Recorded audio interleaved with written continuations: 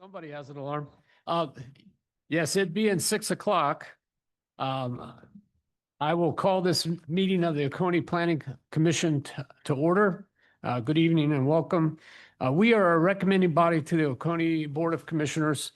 Decisions made here tonight on rezoning requests and other issues will be forwarded to the Board of Commissioners for final action. Tonight's agenda and sign-up sheets were out in the back. If you didn't get a chance to sign up, there still will be an opportunity for you to raise your hand and come up to the podium after I recognize you. Here's the procedure we follow here. The Oconee Planning Department staff is going to present each report and their recommendations for that request. We'll open up the public input and we'll start with the petitioner or the petitioner's representative. Then I'll ask for anyone that wants to speak in favor of the request.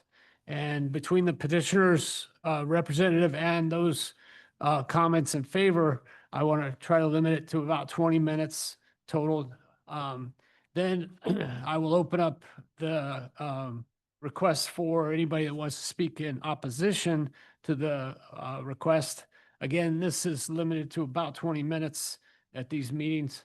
And the petitioner or the petitioner's representative may be called up to give him or her an opportunity to clarify if time remains in that 20-minute period. Otherwise, the public input session will be closed when we've heard from as many people as we can. The Planning Commission will then discuss the request and may ask questions of the Planning Department staff or the petitioner as they see fit and need to get answers. Upon answering all those questions and comments that we can, I'll ask for a motion and a second. And after discussions on that motion, we'll take a vote. And again, like I said, we'll send that on up to the Board of Commissioners. What we ask of you is for the benefit of those present and watching online, all comments should be made up here at the podium and not from your seats. Upon approaching the podium, please state your name and your home address and direct your comments to the Planning Commission. Thank you. Planning Commission and not to others in the audience, as we are the ones that are going to be doing the voting.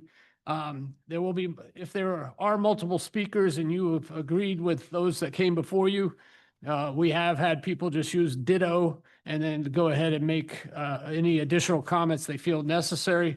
That helps conserve that time. You don't have to go back over the same points necessarily. We ask the audience to extend courtesy by not applauding or commenting from your seats on any of the speakers that come before us.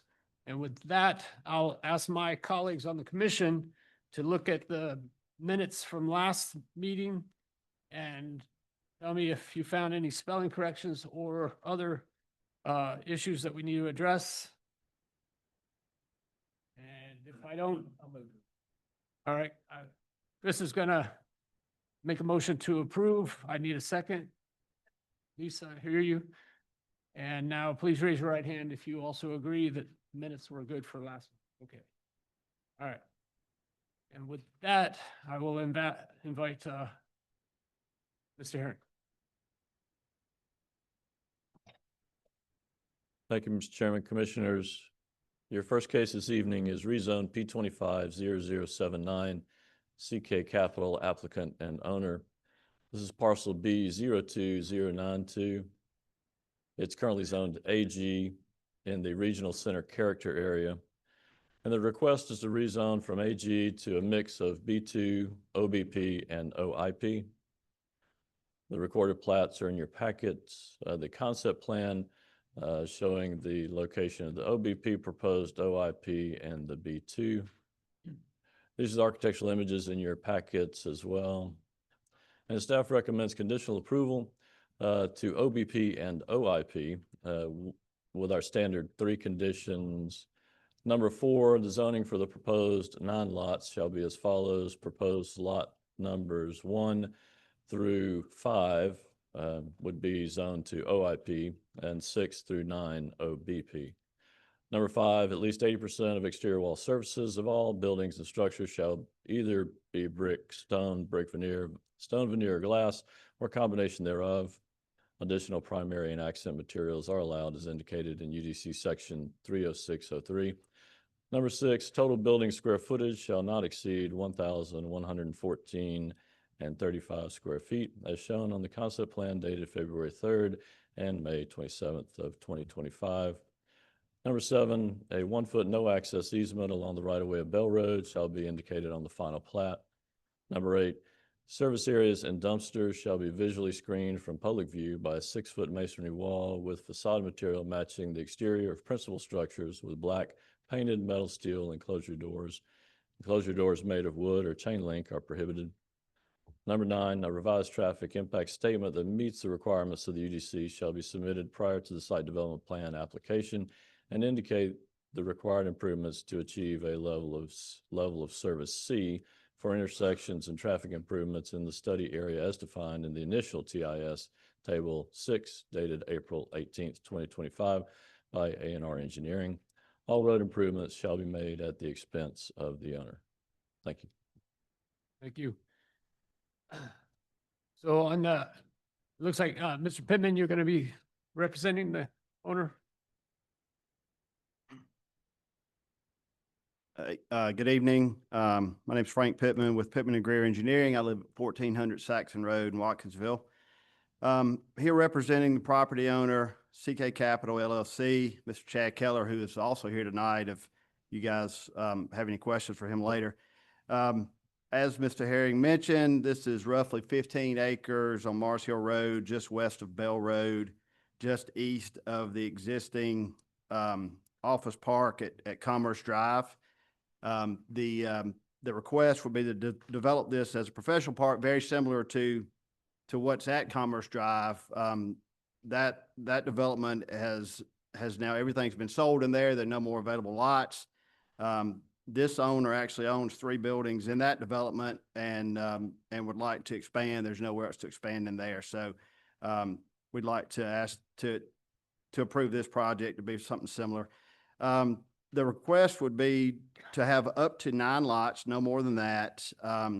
We requested B2 along Mars Hill Road, which would be adjacent to existing B2, would be right across the road from existing B2. Within the park, we've kind of dumbed this down to an OIP adjacent to the subdivision that's on Bell Road. So that would be the least obtrusive part of the development with what backs up to the subdivision. So that could only be general office. You couldn't have any contractor office with outdoor storage or anything like that on the side adjacent to the existing subdivision. The access would be from Mars Hill Road only. As Mr. Herring mentioned, there's a condition for a 1-foot no access easement on Bell Road, which we're fine with. These lots would be used for contractor offices, could be medical office, could be some general office, a dance studio, any of those types of things, similar to what's out there next door to it now. Water and sewer is available. There was a traffic study completed, which shows there are no traffic concerns existing after this development is completed. There'd be no impact on the schools. This isn't putting kids in schools, but it is creating jobs. It is also creating a big tax benefit to the county, as this development could be valued anywhere from $25 to $30 million once it's built out. Staff has recommended approval. They do prefer no B2, which I guess I want to talk about a little bit. In reading through the staff report, I guess the justification for no B2 is that this property doesn't front on an arterial road. But if you look at the Oconee County Road Classification Map, which is a published map, it shows that Mars Hill Road is an arterial road. So I think we do meet the justification to have B2 along the road. Again, as I mentioned, we are right beside other B2 property. There's B2 from this property all the way out to 78 along Mars Hill Road. So we'd be in keeping what's has been approved previously out there. There's also B2 across the road and B1 across the road from this development. So we'd prefer that be approved as presented to you guys. Otherwise, I guess I will, as I mentioned, the staff has recommended approval. We would ask for y'all's recommendation as well. And then I'll just kind of save some time. I know there's people here tonight to speak against this, and I respect their opinion. I guess I would ask that they understand that at some point in time, this property will be developed. It's probably not likely to be residential. We're open to listen, and obviously if we can do anything to squelch any concerns, we'd love to do that. And I'll just save the rest of my time for any rebuttals. Thank you. All right. And besides Frank, he was the only one that was listed to talk in favor. Is there anybody that is now here that might want to speak in favor? All right. So I'll reserve his time, and I'll start with Rosemary Digby.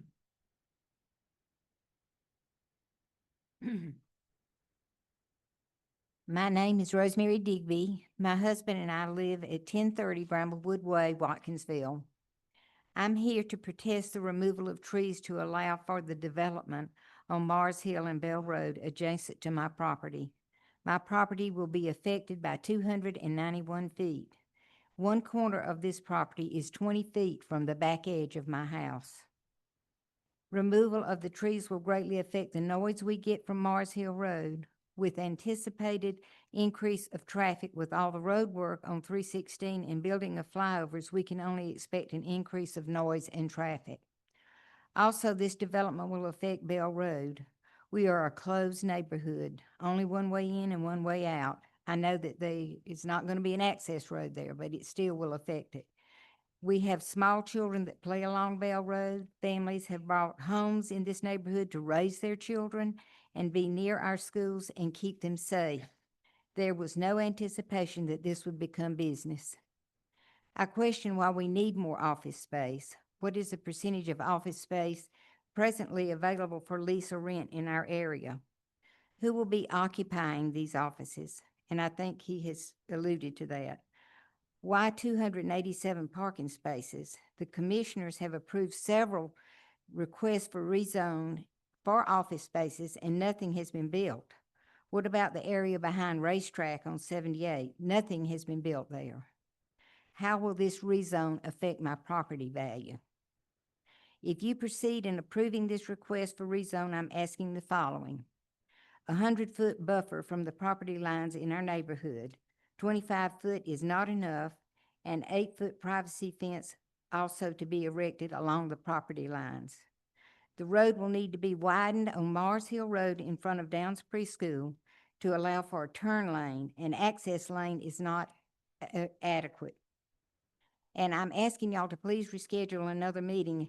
This is the middle of June, and many of our neighbors are on vacation and would have liked to have been here, and they may have been sending in their comments. But we really need for them to have an opportunity to come in and make a comment. Thank you for your time. Thank you. So Emma Milligan was up next. You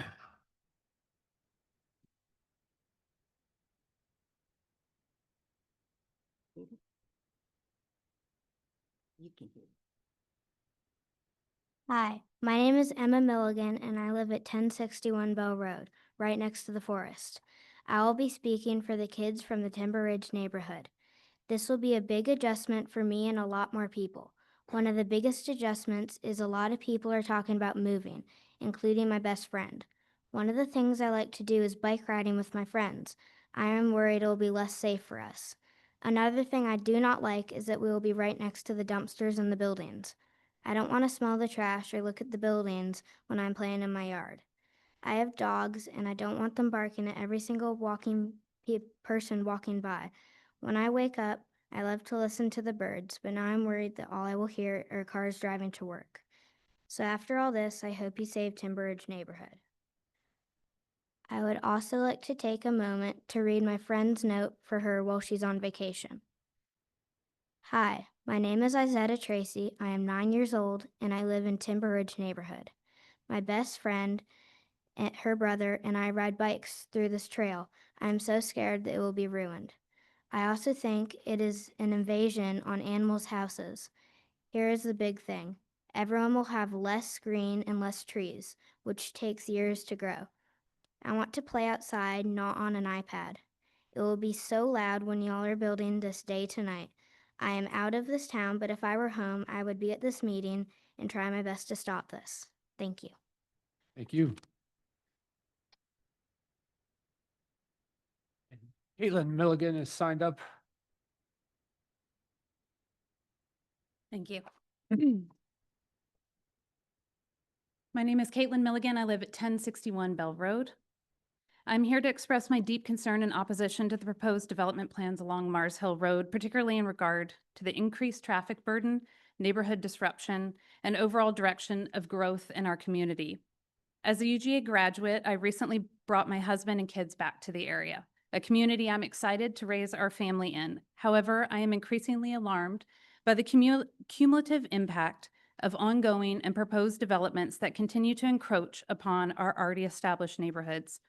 The latest proposal includes a new office development with a driveway directly across from an existing preschool, which already experiences heavy traffic during morning and afternoon drop-off and pickup times. The situation currently requires daily traffic control and results in a steady stream of cars trying to turn around in our neighborhood. The placement of two busy driveways opposite one another on an already congested two-lane road is not only poor planning, but it also significantly increases the risk of accidents and bottlenecks. Additionally, this proposal threatens to erode the peace and tranquility that define our Timber Ridge community. The noise and increased activity generated by such a development would fundamentally alter the character of the neighborhood, diminishing the quality of life for current residents. Furthermore, I'd like to point out the Board of Commissioners' recent decision to deny the OIP rezone application at Julian Drive and Mars Hill Road. I ask you to consider how this current proposal meaningfully differs. If anything, it directly impacts even more families, especially those with children, making it arguably more disruptive and less appropriate. Each new approval sets a precedent that moves development incrementally deeper into residential zones. I ask, where does this stop? Mars Hill Road was not designed to support this level of commercial and institutional traffic. I'd like to quote Commissioner Amory Hardin from the July 2024 meeting. He said, "I think it's incumbent upon us to maybe take that into consideration of preserving that corridor where it is today. Because when we approve this, then it's going to keep creeping right on down Mars Hill Road." I've read the submitted traffic impact statement, and I question whether or not the report fully accounts for the already rezoned and approved projects that have yet to be completed or occupied. Specifically, the undeveloped parcels in the power office complex, the development next to the racetrack, the complex across from Malcolm Bridge Middle School. I worry that these projects have the potential to contribute significantly to traffic congestion and compound the issues that are already associated with this new proposal. Our community does support thoughtful growth, but we also believe businesses and office parks should be located along major highway routes where infrastructure is better equipped to manage increased traffic flow. Mars Hill Road is not such a route. I urge the Planning Commission to consider the long-term consequences of this development, not just the numbers on a report, but the daily impact on our families, commuters, and children. Please preserve the integrity and safety of our neighborhood by recommending a denial of this proposal. Thank you for your time and consideration. Thank you. And we now know where Emma gets her speaking abilities. All right. So I had a couple of dropouts here, so I'm down to Tracy Carroll. My name is Tracy Carroll. I live at 1010 Greenbrier Court, inside the Timber Ridge neighborhood. I don't have anything planned. I did not write anything down. I only wish to be here to support our neighborhood's wish that this not be approved. Speaking to quite a few of the people who live in our neighborhood who are not able to come tonight, I found no one in our neighborhood that wants this to happen. There are a number of things. Emma mentioned the wildlife. We have a family of deer that live in that little copse of trees, and we enjoy seeing them quite often. I have two boys that are on the autism spectrum. We've lived in that neighborhood for almost 21 years now, and this proposal has got us seriously thinking about moving somewhere else, mainly because we think it would be ugly. It would not add anything to our neighborhood. It would only detract from our neighborhood. The people there, the families there, especially the families that live whose properties will back up directly to this business park. If this is only about money and tax dollars, so be it. But there are plenty of other places throughout the county where a business park could go that would not adversely affect as many people, as many private citizens as this is going to. I hope that you will take these things into consideration and deny this request. Thank you. Thank you. And we'll keep going because we're getting close on time. Gina Carroll, you want to make a, okay. And then Brady Cole. Understood. That's fine. All right. And so that's the end of my list. I do have a little bit more time. I'll invite anyone else that didn't get to sign up but wants to speak in opposition. All right. We'll go ahead and stop that opposition. We'll go ahead and ask. Well, let me look at my questions. I think most of the questions that were addressed might come up when I get the commissioners up here, so I'm gonna let Mr. Pittman stay seated for the moment, or do you want to take some time? I'll give you a few minutes. I tried to take some notes. If I missed anything, I apologize. As Ms. Digby mentioned, removing trees next to the property. As you guys see on the plan, there is a required 25-foot buffer along the property. We would be open to making that a 50-foot buffer and adding an 8-foot tall fence within that buffer if that would make anybody a little bit happier.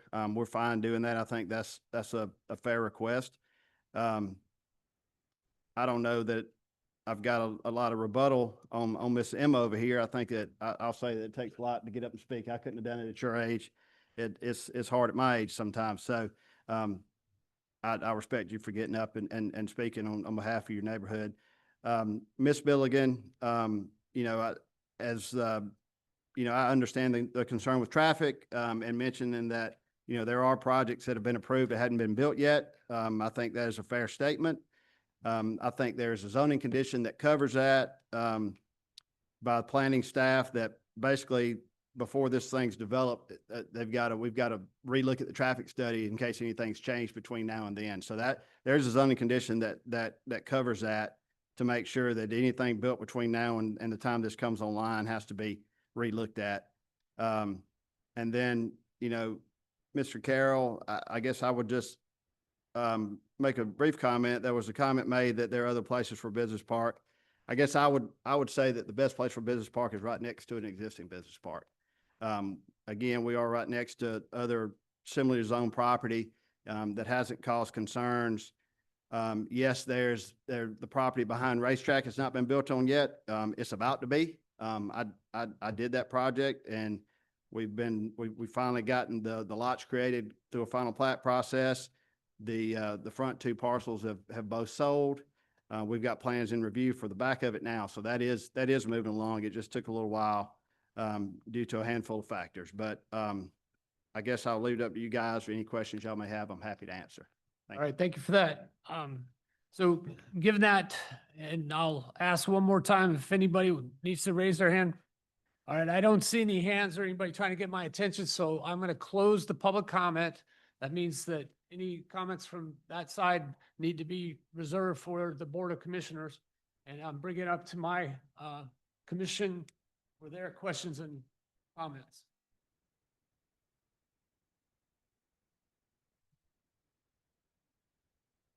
I just have a comment.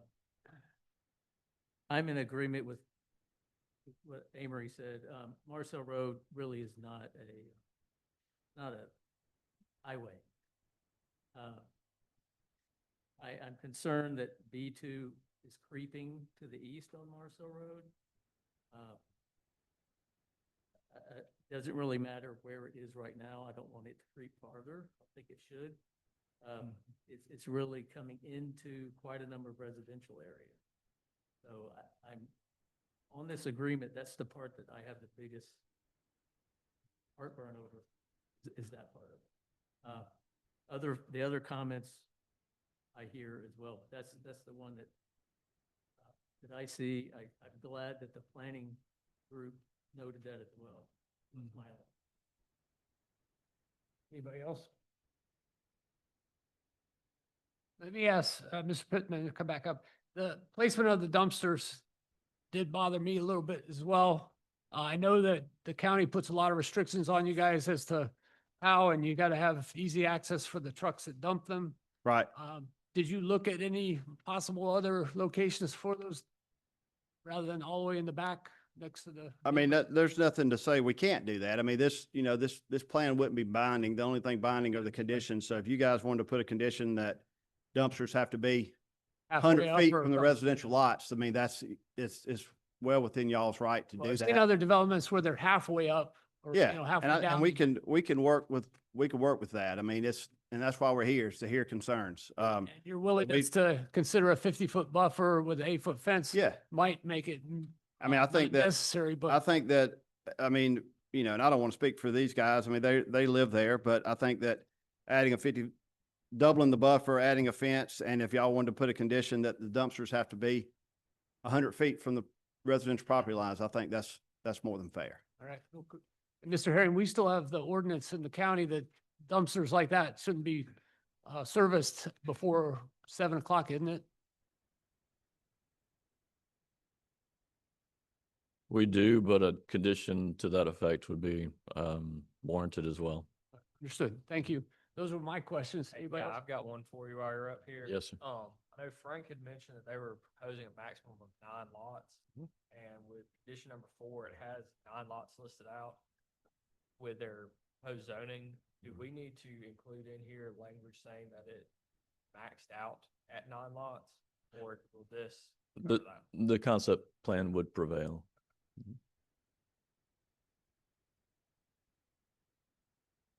Anybody else? Lisa, go ahead.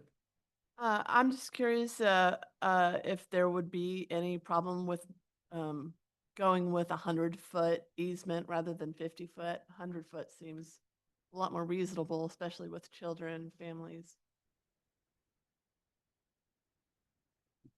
It'd be unique, I'm afraid to say, but, all right. Any other comments before we start? There you go.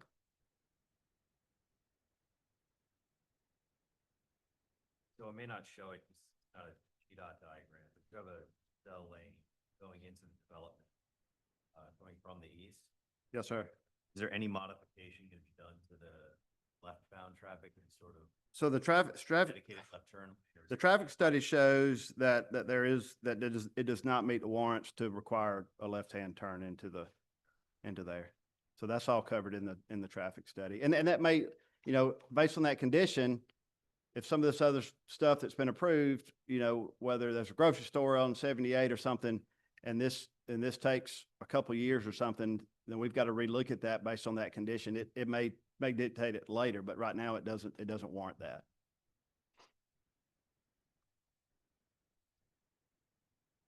Got another item just for discussion amongst us, with the sidewalk frontage on Mars Hill Road. I know there's that 25-foot buffer on Bell Road, but just curious y'all's thoughts on extending the sidewalk down to the end of the property and having that buffer sit behind the sidewalk.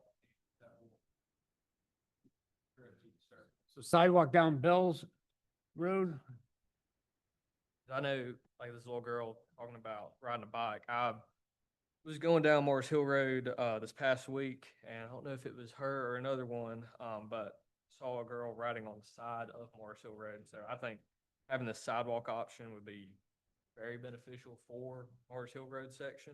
I think for Bell Road, I think it'd be great for the children to have a place to safely be off the road, as well as people that work in this complex, gives them a place to walk at lunch. You're talking about when it makes the corner at the first residential lot. They're right there, the first residential. Everybody else. He's talking about down Bell Road, where, not to where John. Right. Yeah. whether it would be the applicant's land and sidewalk.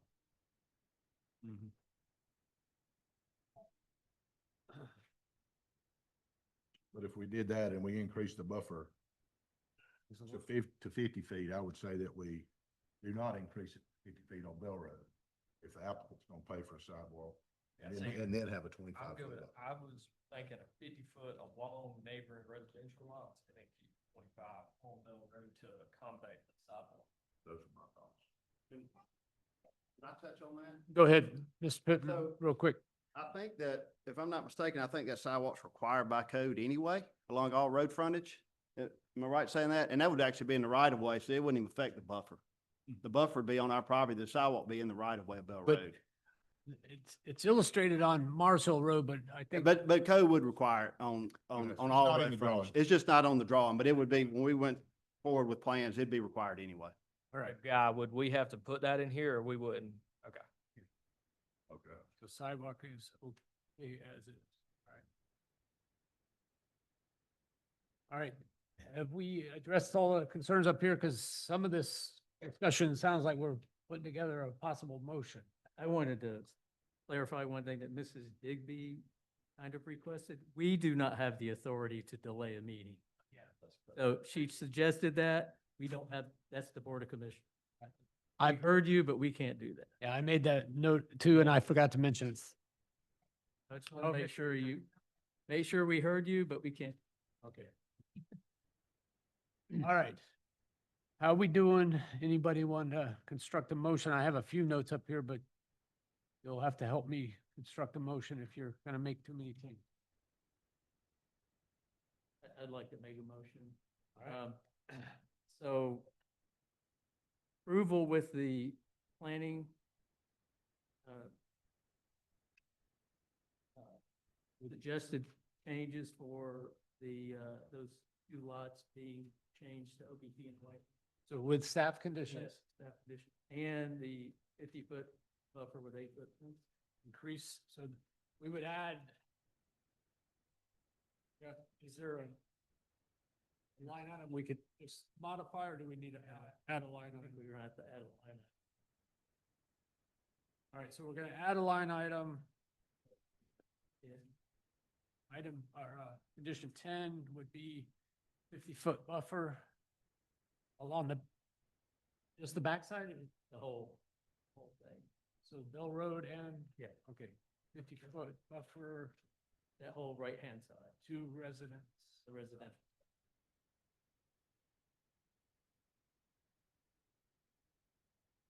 Yeah, 50-foot buffer with 8-foot buffer. You got it. I'm getting it, Bell Road. All right, so what Chris has proposed is with conditions plus item 10 being the 50-foot buffer along Bell Road and the backside towards the residents with an 8-foot privacy fence also. Do I have a second for that motion? All right. Got a second? And with that, I will take a vote with your right hand, please. If you vote to approve with conditions and adding item 10, 50-foot buffer. Go on. 3. All right. And those voting opposed? 1, and I've already talked, we have 1 abstain. Okay.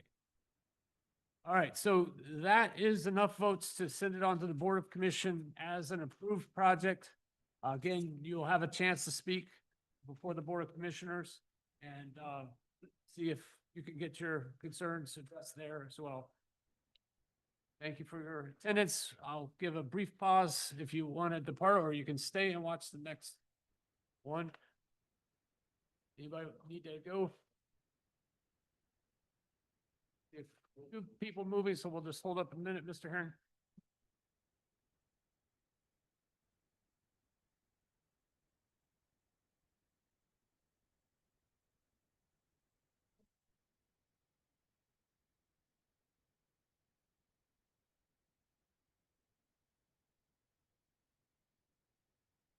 All right, so I think we've about got it, and we'll ask Mr. Herring to come up to the podium and give us the next request. Thank you, Mr. Chairman. Commissioners, again, your next case is P 250080 Manor Holdings LLC, applicant and owner. This is parcels C03C, 002E, 003E, and 001AA. Currently zoned AR and AG in the neighborhood village character area. And again, the request is rezoning from AR and AG to OIP. The recorded plat you have in your application packets, the proposed concept plan, and architectural images in your packets. Staff recommends conditional approval with our 3 standard conditions. Number 4, the owner shall submit and record a recombination plat that complies with the concept plan prior to submission of a site development plan. At least 80% of exterior wall surfaces of all buildings and structures shall be either brick, stone veneer, or glass, or a combination thereof. Additional primary and accent materials are allowed as indicated in UDC section 30603. Number 6, the total building square footage shall not exceed 20,000 square feet as shown on the concept plan dated May 28, 2025. Number 7, a 1-foot no access easement along the right of way of US 441 shall be indicated on the recombination plat for the OIP zoned area. Number 8, a service area and dumpsters shall be visually screened from public view by a 6-foot masonry wall with a facade material matching the exterior of principal structures with black painted metal steel enclosure doors. Closure doors made of wood or chain link are prohibited. In our staff reports, we did have a condition number 9 that required an additional revised traffic study. That has been submitted, and so that condition was removed and no longer needed. Thank you. It was removed.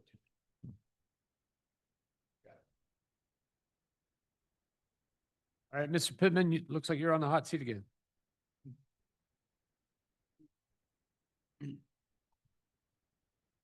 Again, my name's Frank Pittman, Pittman and Greer Engineering. I live at 1400 Saxon Road in Watkinsville. Here representing Manor Holdings, the property owner for this property. Mr. Brad Stevens and Sean Kirk are here tonight, and they may speak, or they're here for any questions you guys may have. As mentioned, this property is at the corner of Spartan Lane and 441.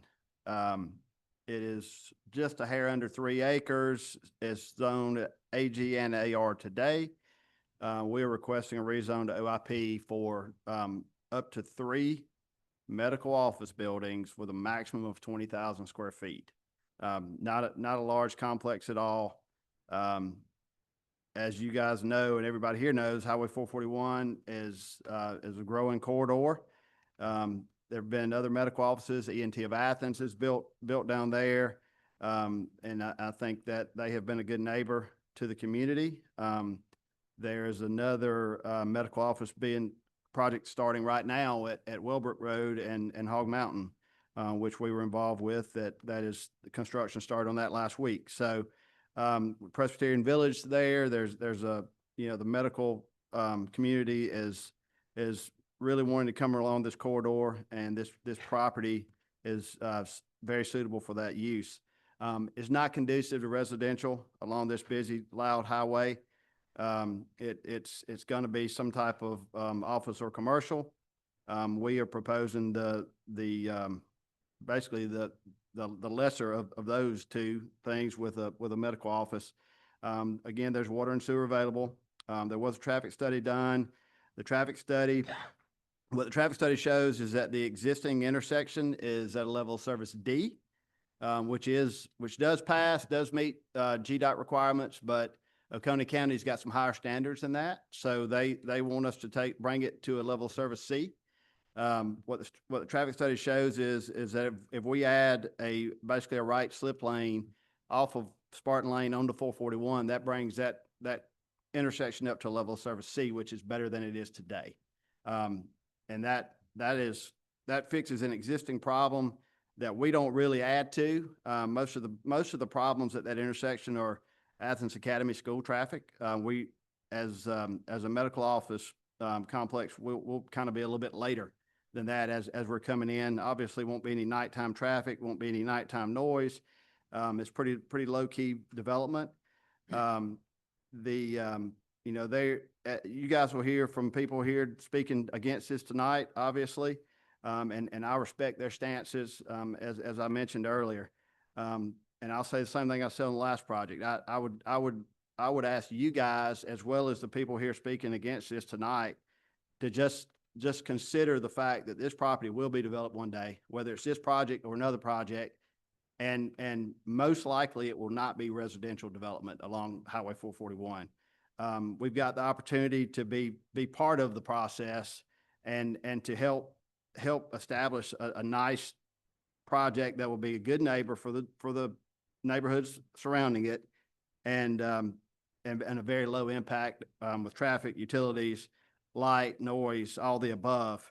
I think you guys have probably been sent this too, but we've actually received countless letters and emails from other people in the community, unsolicited, that have told us that they're in favor of this. They understand that this property will be developed, and that they think they've been scared. We've got some that say we've been scared for years about what's coming to this corner. And we're excited that it is a medical complex, because that is much less than a convenience store or something else that could come there one day. So we'd ask everybody to kind of go into it with open eyes, but I understand people's concerns. Staff has recommended approval, added some conditions, which we're fine with. And with that, I'll kind of leave it up to you guys, ask for y'all's recommendation as well. And again, save a little bit of time in case I need to answer any questions from the people speaking out here tonight. Thank you. Thank you. So I saw Sean Kirk and Brad Stevens are on here. You guys want to speak or just reserve your right? Okay.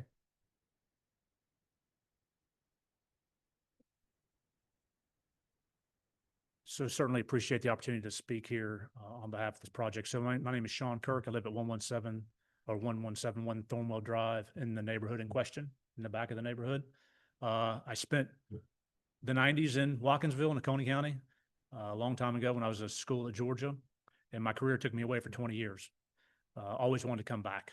So I got the opportunity about 3 years ago to move back to Oconee County, bring my family back here.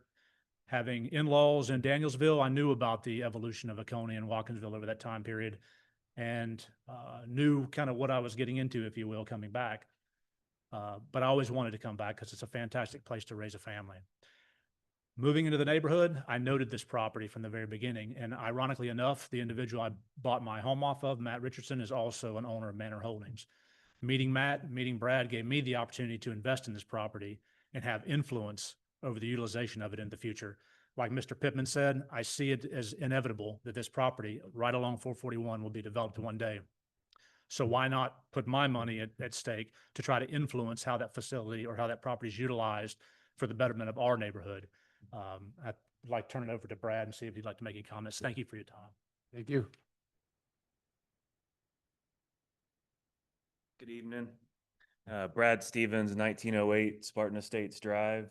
And I'll keep it short and sweet. Just wanted to say I've lived in the neighborhood for 10 years now. Started out the third house on the left on Spartan Lane. Then we moved to Robinson Court, right across the street from Spartan. And now we're about a month from moving into our third house in Spartan Estates.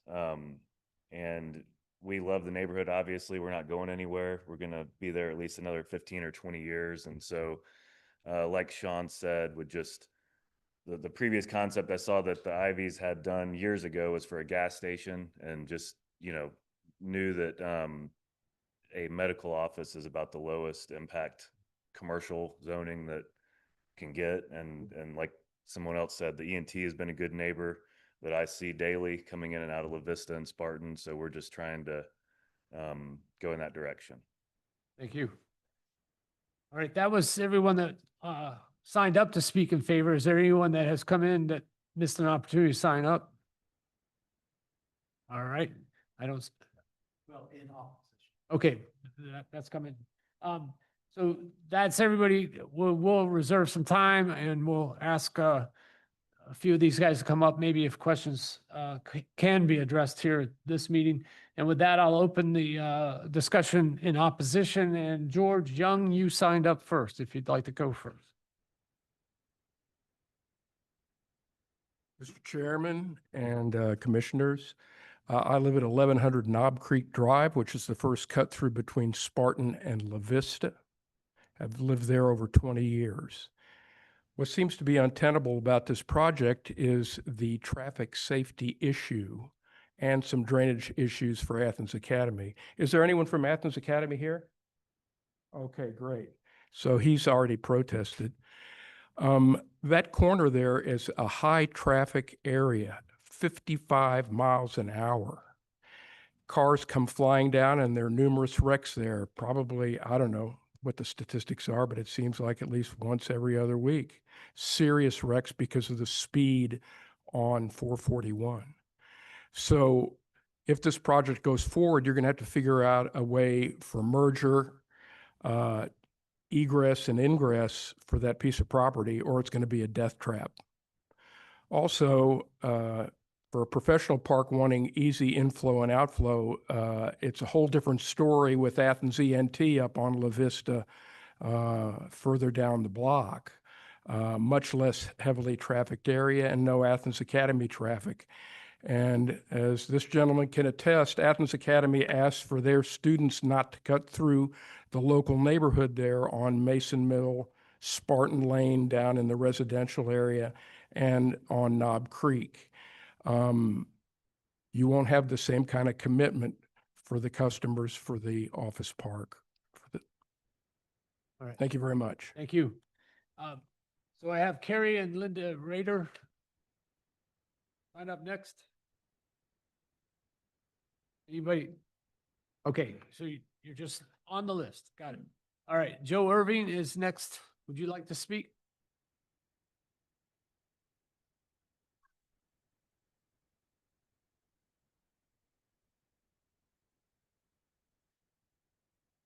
My name is Joe Irving, 1117 Knob Creek.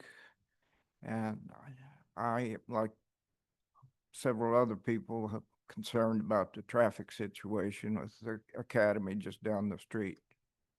Thank you. Thank you. All right, so we're down to Corrine Krupus. My name is Corinne Kupris, and I live at 1117 Knob Creek Drive. And I'm concerned about the traffic, so that's a ditto. However, even the light it's so short. I mean, it's just seconds before you could get through the light. And La Vista, you've cut off that exit and put some sort of turnaround for the nursing or assisted living. You have to when you make a right from La Vista, you have to go down to Spartan Lane and do a U-turn to go left. So there's going to be a lot of traffic that you'll be just sitting there waiting for something. There should be a light even at La Vista at this point, if you're going to go through with this project, which I'm not totally against the project. It's better than a gas station. But thank you so much. Thank you. All right. Corey Markle is listed next. There you go.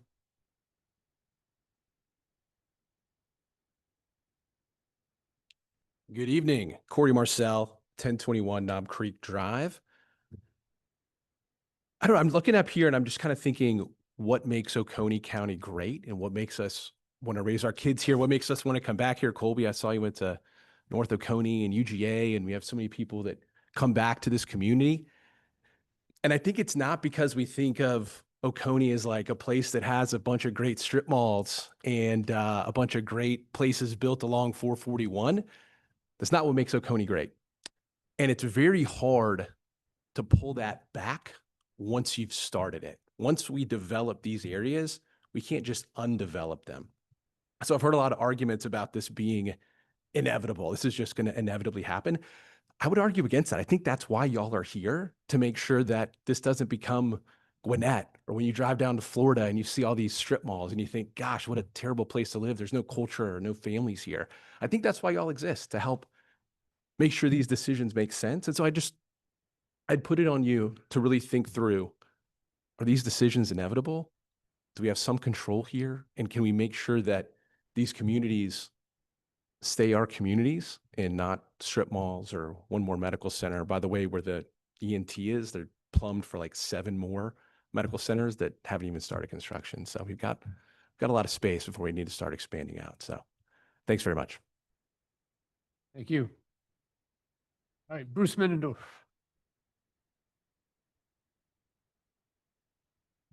Thank you, Commissioners. I live at 1141 Knob Creek Drive. Egress, ingress, to me is the critical issue. Others have spoken to it. I do have some questions when I looked at the proposal. One is that it's to be rezoned for professional and institutional use, but it says there's this vague sentence and condos question mark. I'd like to ask what that means. Second thing is that I live close to Athens Academy, 2 beautiful lakes. The one has to be dredged every couple of years because of already having the drainage and runoff. It's monumental. And with this being put in, I looked at the little storm overflow area, catchment area. Seems awfully tiny for that amount of space. I'm just ecologically concerned about that for the sake of the community and for Athens Academy. The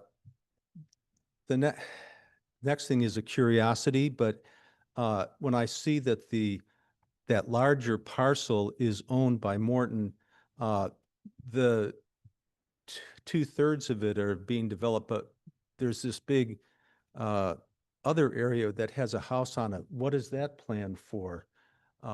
That's the curiosity. Is that for condos? Is that going to be adding to congestion in the area? And that wasn't clear to me. The other thing I would say in regards to egress, ingress, people always take do workarounds. That corner, if you try to leave between 7:30 and about 8:45, if you're a resident of the community, it takes forever. You can't get out onto Spartan Lane. And if you do, my tires squeal to get between 2 vehicles that are coming, and they're coming this way. It is a setup for an accident. And I just think adding further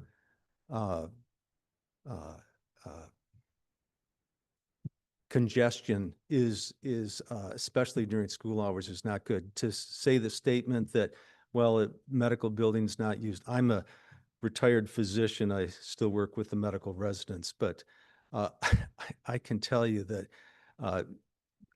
office people, they're in there before 8 a.m., which is right at the busy time, and they're leaving maybe after 4 p.m. But this is the same time as the school is at its busiest. So that, to me, does in fact add to congestion. I don't have answers for that. I think that having 100 parking spaces, or it seems like that many on that space, it's like 3 office buildings. That's like a postage stamp. You're just putting as much as you possibly can into that space, as opposed to the ENT office that's up the road near La Vista. That is it's more thoughtful. It's got a larger stamp, a footprint, and there are other places there that haven't been developed that could be used for office buildings. That's just some of my concerns. I'll leave it to others to speak. Thank you. Thank you. All right, Steve Fallon, hold it, sorry.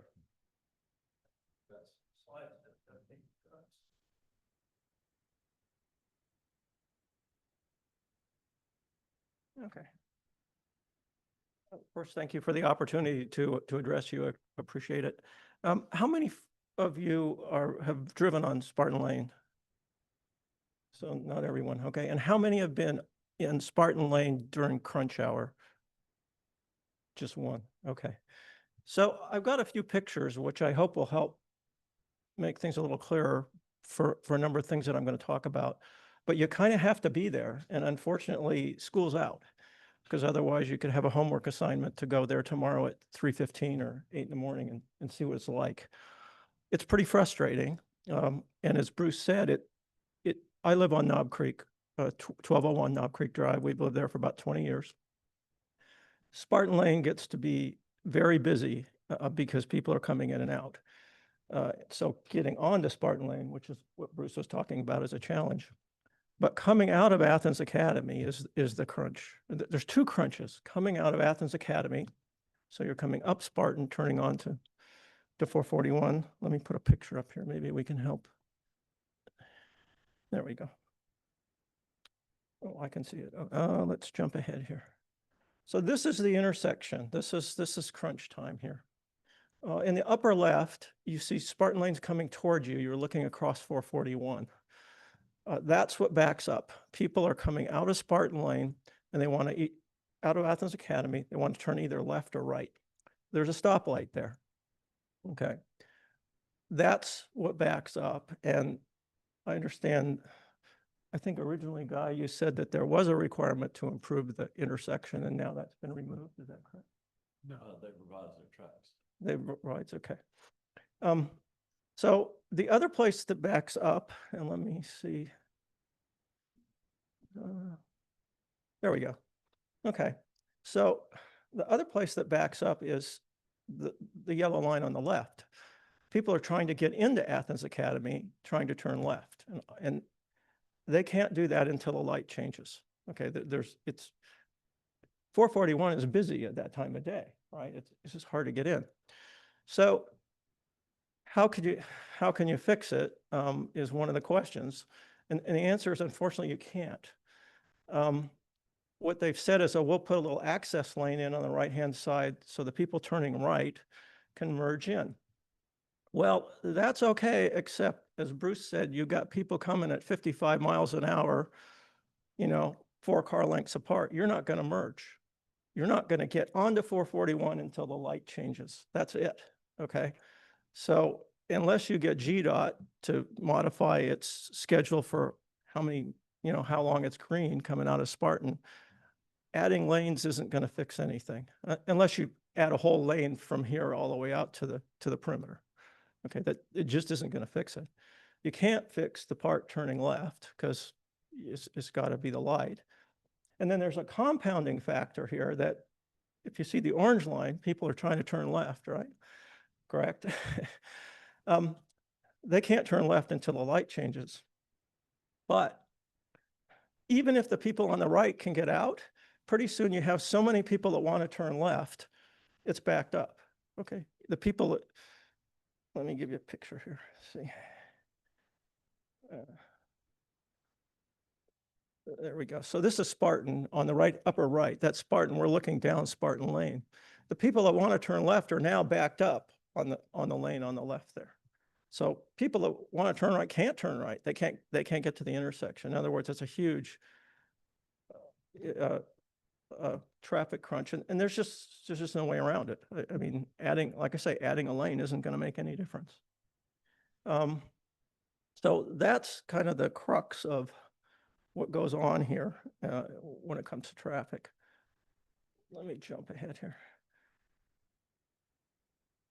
Okay, there we go. So this is a aerial view of how it backs up. You can see that. And what I wanted to add to it now is we're going to add, and this is, I think, Mr. Pittman, I don't know if it's right, 75 trips per hour. That was the maximum, right? Peak hour. In the peak hour. And as Bruce said, peak hour is, for a medical park, it's probably 5 p.m. and 8 a.m. because people are coming to work at 8 a.m., right? So you got all the staff coming in at 8 o'clock. That's a peak hour. You're going to add 75 vehicles. That's over 1 per minute to this mess. And you can't fix it.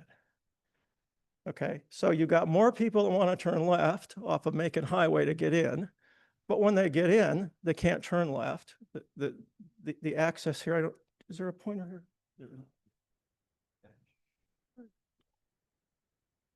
Okay. Yeah. There it is, okay. Well, okay. Put it right here.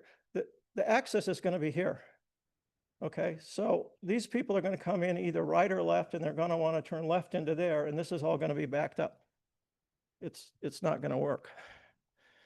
And then worse, at 5 o'clock or whenever customers are coming out, 1 per minute, you got this traffic jam all the way back.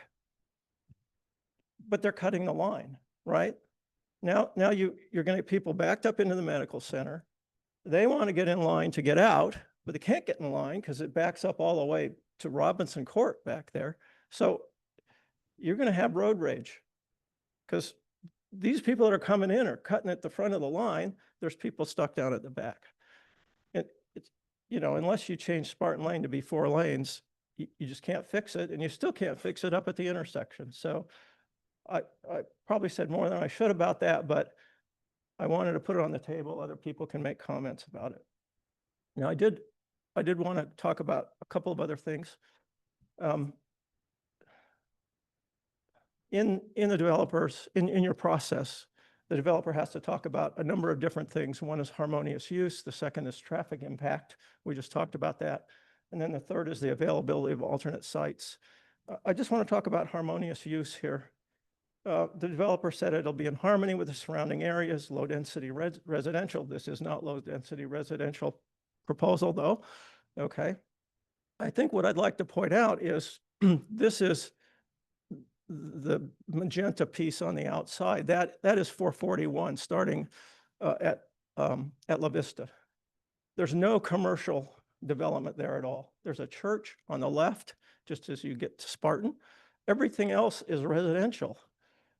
So it's not in harmony with that. And I think as Corey Marcel said, there's no reason to have, there's a lot of stuff going on at Hog Mountain Road, right? You've got Oconee Mercantile, I'll show you some other pictures.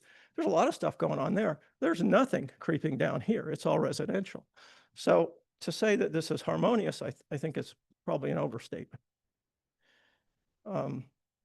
This is what it looks like if you're on 441 looking north. So Spartan Lane is north of you there. It's certainly not commercial looking. Residential. So, if you're going to throw rocks, you ought to have some solutions. First of all, everybody says this is really bad for residential. I don't think so. You don't have to be, look at those. I put some orange blobs where you could put a house, right? You don't have to be Frank Lloyd Wright to figure out how to put 3 houses there. Okay, and remember, it's not high traffic. It's not loud traffic on Spartan. And the one lot that's right along 441, you've got some space to move it back. So I first of all would say you could probably make it residential. Now, I realize for manor development, that's probably not the best economic solution, but it would work very well for the neighborhood. Okay, the other options, a church. There's a church right across the street. That would be ideal, right? It doesn't generate all the traffic's on the weekend. That'd be wonderful. And then purchased by Athens Academy, which apparently they haven't stepped up to do that yet, but I'm sure manor development would love that. Okay. And then the last thing I want to talk about is availability of alternate sites, because that's another question the developer has to respond to. And contrary to what Mr. Pittman said tonight, which is, gee, there's a lot of medical office stuff going in. The proposal says there's no sites currently zoned for medical office use. It may be that they aren't zoned for that, but there's plenty of places that it could go in. And the zoning staff says that's true. There's a medical site. This is now just down 441 south, 3/10 of a mile. So you can run it in 5 minutes. I happen to be a runner. This is Athens ENT on the left. So ear, nose, and throat medical facility. And then on the right is the Stone Store. And in the middle is a lot that's for sale. Okay. And you couldn't get a better place for a medical facility, right? It's right down the road. And then Another 1/10 of a mile down is Oconee Mercantile, which the Board of Commissioners approved in 2021, which is meant to be a huge commercial and office facility. The building you see there is the one that says 63,000 square feet. Dave Mulkey is the developer. He has yet to get that fully leased. And then in the plan are 7 more buildings, a total of 111,000 square feet. And he'd be more than happy to hear from any medical, practices that want to build there. So I think there's plenty of opportunities there. So thank you so much for your attention. All right, we're getting close on time, but Kathy Felton, you signed up. You need a, okay. And then Mr. Simmons, did you need to get up here? I'm Andy Simmons, and I at 1000 Crystal Hills Drive, which is right across 441 from the proposed rezoning. And I'm speaking really much in opposition to this rezoning. I was a principal for a number of years at the academy, and as I would drive across from Crystal Hills, waiting at the light at 441, going straight across, it did take a lot of time for that light to change, and it wasn't very long that you had to get across quickly. But sitting at that light, I've seen a number of accidents. As what's already been said, people go more than 55 miles an hour. Logging trucks do the best they can to come right through the yellow light. And I've seen logging trucks that if they tried to brake, the logs would go everywhere. All the kids or people sitting in that area would probably be decimated by the logs if they tried to brake. So I'm very much opposed to this because I think there is a lot of heavy traffic. From my own vision, I told my own daughters, if you're here and the light changes, you look both ways, count to 3 slowly, do not move, look to see. And as the principal of Athens Academy, I would also tell the kids, don't think the light is going to stop people. You wait, count to 3 slowly, and then make sure no one is moving, and then you move. Otherwise, you're in great danger.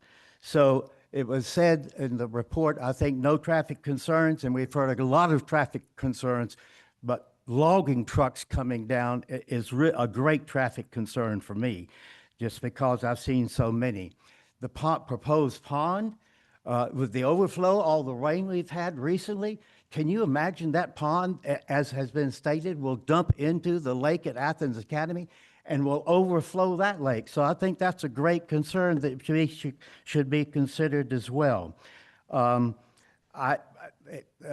traffic noise. When I moved in 1990 to this home, I had to build a berm because of the traffic noise to try to block out the traffic and plant trees. So there is a lot of noise there as well.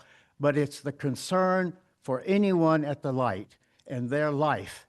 And I think the impact of people, as you've seen from the pictures, coming into Spartan Lane at the high traffic time or any time is going to create tremendous problems. But I thank you for your time and appreciate the ability to speak with you, and hope you have a good time to think about this decision. Thank you. Thank you. All right, that is the time that we allowed for the opposition speaking. Again, I'll point out there is the opportunity at the Board of Commissioners, irregardless of which way we vote in a few minutes. There are a couple of questions that I think would be quick and easy. Mr. Pittman, go ahead and give us an answer on what is a condo in this case, and then also address the stormwater restrictions that you have to abide by. Yeah, I'm gonna try to address a handful of comments. So the condo thing, all that means is that has nothing to do with a residential condo. That is basically, you can, as a form of ownership of even an office. So if there are up to 3 buildings on this thing, but they're gonna be on one piece of property. So if Dr. X wants to own his building, then you create a condo which allows him to own that building even though it's on a master piece of property. No different than my my office building that I own at Barber Creek Office Park is all on one piece of land. I own the building, so I own a condo. Okay. It has nothing to do with the residential. There's no residential use allowed on this thing whatsoever. Understood. As far as runoff and drainage goes, so we are required to not only treat pollutants in the water, we're also required to drastically reduce the runoff from even the current situation as it leaves the property. So you would have less runoff onto the adjacent property than there is today, much less what's created by the development. So, I mean, there's state guidelines or county guidelines that have to follow to do that. So there's no increase in runoff. It'll be decreased. As far as traffic goes, I mean, I understand 441 is a high traffic roadway. I think that I heard a couple things that were almost a little bit conflicting. I heard that ENT was a less trafficked area, but then it's 3/10 of a mile, so it's actually the same traffic that this is getting on 441 without a light to get out. I don't think they have any issues.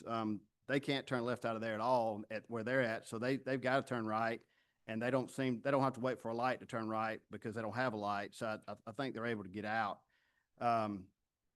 As far as a light at La Vista goes, and Mr. Cooperus, did I say that right? Did I pronounce his name right? So I was involved with Presbyterian Village when they came about. They begged the DOT to they wanted to put in a light there. They were going to pay for it. They put up the money. I think Mr. Harrington mentioned that even, I mean, they put up the money in escrow to get a light there. They wanted a light bad. It doesn't meet warrants based on Georgia DOT standards to get a light. It'd be one there now if it did. The county doesn't have any say over that, unfortunately.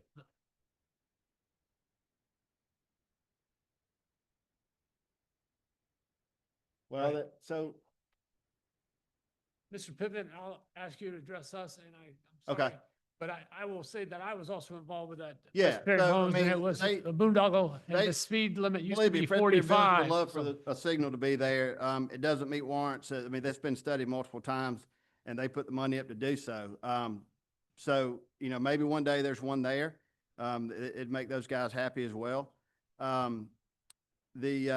I guess there was a comment about what makes Oconee great, and I mentioned about not turning us into Gwinnett and strip malls.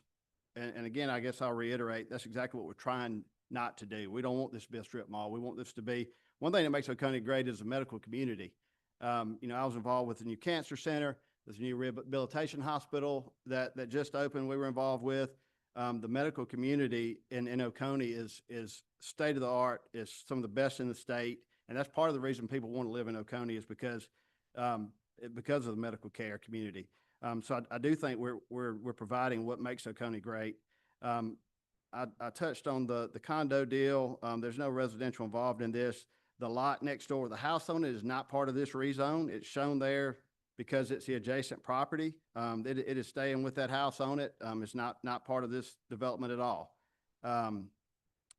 I think there was a comment saying ENT may have less parking, but ENT has, medical users have guidelines for parking. I think they have the same parking per square foot as we'd be proposing on this thing. As far as a left turn in, I didn't mention this earlier, but the traffic study requires that there will be a dedicated left turn lane on Spartan into the project itself. So if somebody came off 441 on the Spartan lane, there is a left turn lane. They won't be holding up traffic to try to turn into the development.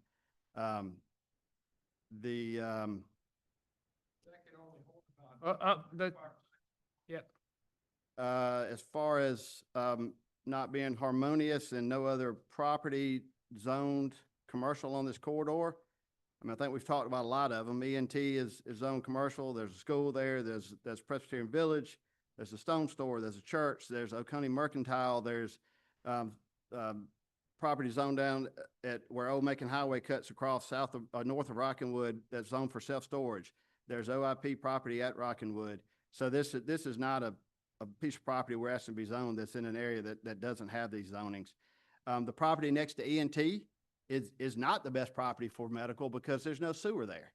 ENT of Athens is on septic. The stone store is on septic. The soils actually are not very good there, which is why they've got a crazy advanced septic system and why E&T couldn't build a bigger building than they did, because you can't make it work. There's no sewer there. There is sewer at this property. As far as, let's see, as far as this being conducive for church property, so this corridor only allows under the UDC a maximum of 8,000 square feet per building. So you can't do a church on this property. It doesn't allow buildings large enough for that. I do think that yes, we can't control the traffic on 441, but we are making the intersection better than it is today. We are providing a right slip lane to be able to get off of Spartan Lane for people that don't have that today. Obviously without this development, that's not going to happen. So DOT isn't going to do anything. So again, I'm open for any questions and would ask you guys for your recommendation. Thank you. All right, thank you, Mr. Pittman. And I know we can't answer all questions, but that was a pretty good attempt. All right, I have closed all public comment. It's my commissioners and their questions that we need to address now. And so I will open it up to commissioners. All right, go ahead. Yeah, I noticed when I was reviewing this application, on Q Public, looks like to me the school has another road that comes out.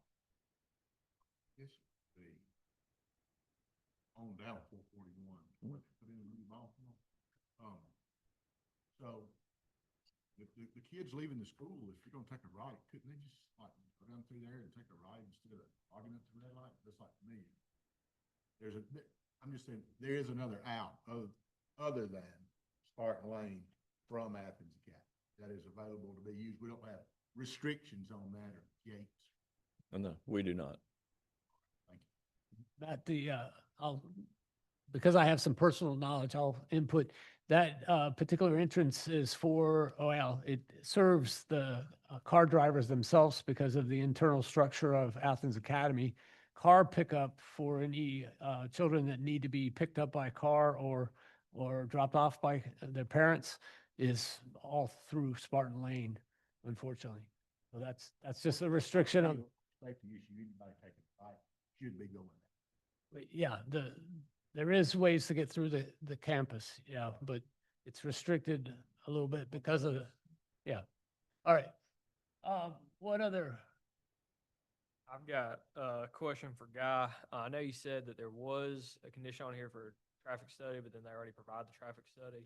They've provided a revision to their traffic study. And when they go through the development permitting process, it'll be updated as well, just like Frank said of the previous case.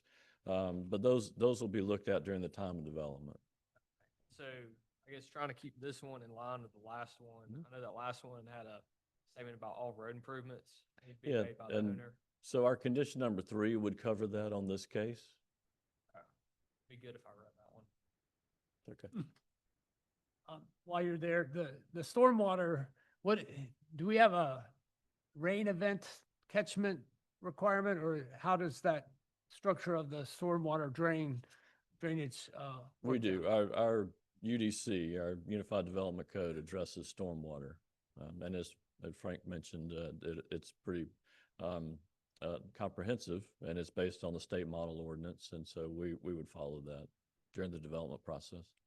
To the prospective new buyers and Mr. Pittman, I'll point out that 30 years ago, I helped create a study that found a unique polywog that lives in the creek down below that. So I have a personal concern for runoff. So please overbuild if you can.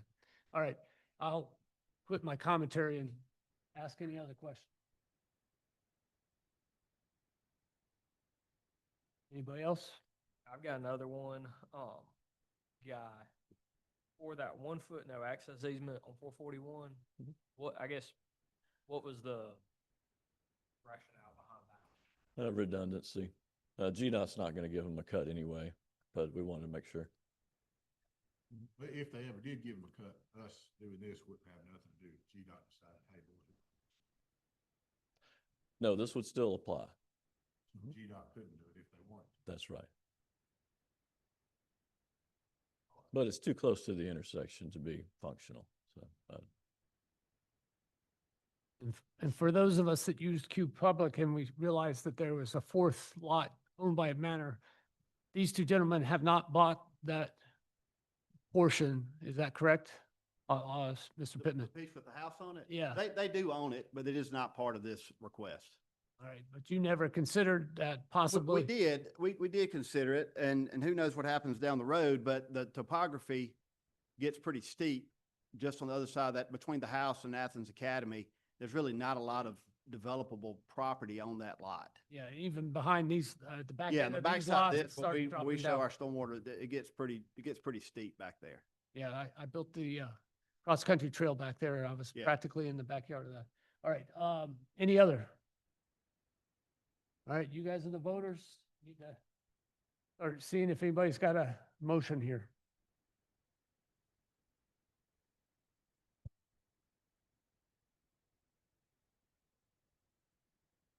If you got questions, that's fine too, but need to move you on. I'll make a motion.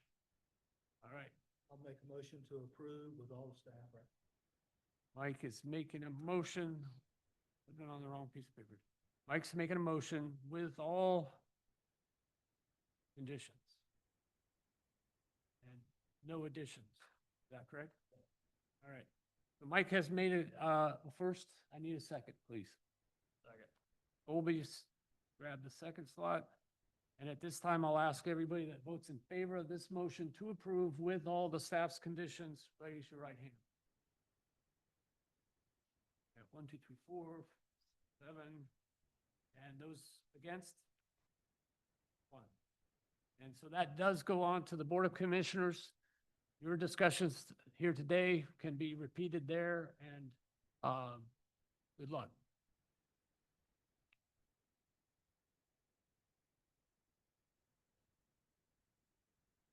Again, I'll give you a quick opportunity to leave if you don't want to watch the sausage being made.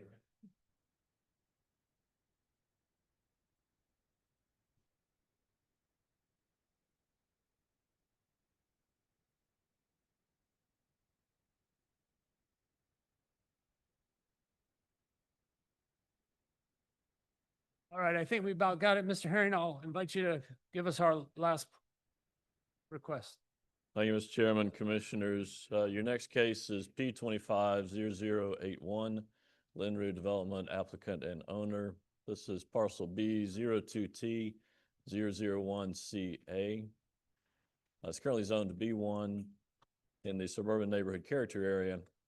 And again, the applicant is requesting special use approval for a fully enclosed family entertainment center that falls under the UDC use of other amusement and recreation uses.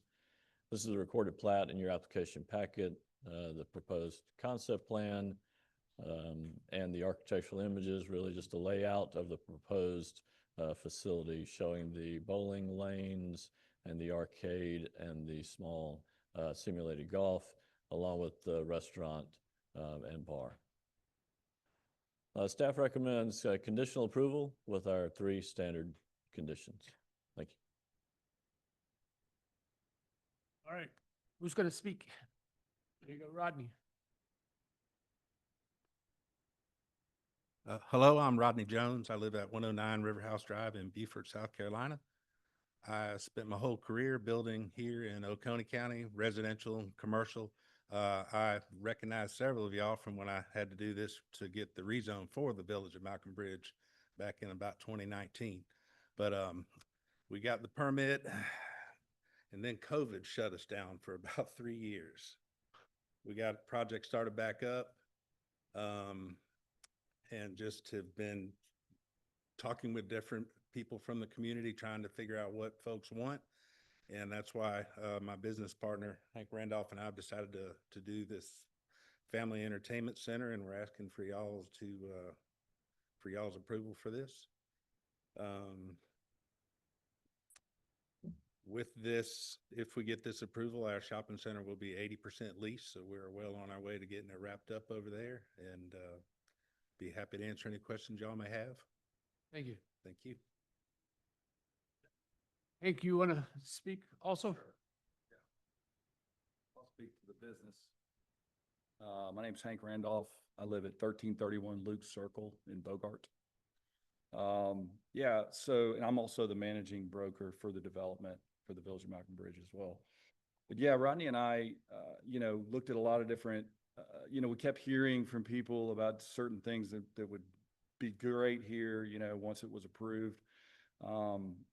The golf sports simulation thing was the first thing. And then we started to look at some of the other concepts in some of the boroughs of Atlanta where you've got bowling that's kind of upscale. And it's really an opportunity for multiple generations of people to get together and converse and get along, not on screens, actually hang out and see each other, regardless of what the weather's doing year round. We're excited about the opportunity to kind of put something in place that can also support the surrounding businesses that are already at the Village of Malcolm Bridge. It'll create a draw year round. I've heard from various teachers at the Malcolm Bridge Elementary and Middle Schools that are supportive of it. They're excited about it. The other tenants at the Village of Malcolm Bridge are very excited about it. So hopefully in your position, you'll approve us, and I'm happy to answer any questions about the business and how it's going to be set up. Thank you. So as the room shows, you guys were the only ones listed to speak, and I don't see anybody else to call upon. So I will go ahead and stop the public comment. I will start though with some of the emails that we got and just double check. Somewhere out there, there's a rumor there's a shooting range in this. You guys what? Okay.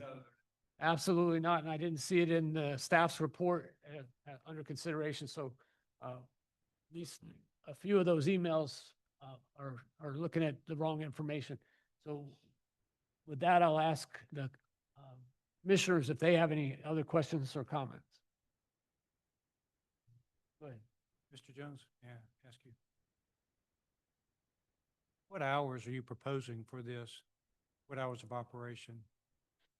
We will probably be open from 10 till 10 during the week and 10 till 11 on the weekends. One of the things that we've tried to do here is create a place that maybe some of the parents with young children can come. Maybe they can have an early lunch. Maybe they can kind of, just trying to create an area that people can come and be comfortable. We're going to have seating throughout there, leather sofas and that sort of thing to make a conducive place just for people to hang out and be together. But on weekends, you're saying you'll be open until 11? Is that what? I believe that's probably, I don't. And I gather that you'll be applying for an alcohol, but beer, wine, liquor? Yes, sir, we will. And we've already done all the preliminary studies and we meet all the criteria. What distinguishes what you're doing from a sports bar? Oh, gosh, it's been called all kinds of things, I guess. But I mean, we will have TVs. There will be sports on sometimes. And I think that's one of the things a lot of people are looking forward to, being able to go meet with their neighbors and friends and be together. Okay. Back to the hours thing. Your other tenants there, they're generally closing down their doors around 6, 7, 8. You don't have many. No, we have some people staying open until 10. Village Market's open to 10. Okay. We've got a new restaurant coming that I'm sure will be open 10 or 11 as well. Okay, very well. All right. And notice you 369 spaces for this, and I know that's required by the code. Relative to the other developments that you have, the other tenants there, does this double your number of parking spaces? Would that be fair to say? No, sir. This whole shopping center was developed with the the same rule of parking per square foot. Sure. And so whether the building's already built, it's already approved, whether it is one building or one large occupant in there, or whether it's 10 occupants in there, it's got to have the same amount of parking spaces. Okay, very well. Thank you. All right. Thank you. Anybody else? So is it just beer and wine or liquor by the? We're applying for all three. Yes, sir. Guy, what's the? Tony has gone that direction. Across the street from us. There'll be some restrictions because of distance, but what is the distance requirement? Yeah, it's by route of travel. And so I haven't seen the application, but it is possible that it meets it. But we'll administer that when that application comes in. Yeah, for the that. daycare center next to the kangaroo killed their alcohol, but I think it was, the proximity has to be shorter than the distance from Malcolm Bridge. You don't need more discussion on that. We have room. I'm sorry. We have room. Right, right. It's our job. Yeah, yeah, yeah. And the applicants know the restrictions, I'm sure. All right, anything else? So you look like a No. Okay. Thank you. Yeah, that's a pickleball. Yeah. We approved one, a big one. Yeah, I know. That one on 441 might compete. You approved the giant. All right, so it looks like we've addressed as much as you guys want to address, so I guess I'm fishing for a motion then. I'll make one. Matt's gonna say what? Yeah, I'll make a motion that we approve P 25-0081 with staff conditions. Staff conditions. Second that. Nathan got a second on that. So if everybody understands, motion to approve with all the conditions. If you agree with that, please raise your right hand. 4, 3, 7, and those that vote against, 1. All right. And with that, I will say that we're finished with business, right? That's all I have on my agenda, and I will ask for a motion to adjourn, please. Lisa got in there first. Okay, Lisa, and who's the second? Matt got second, okay. And again, we'll vote with our feet and go ahead and leave.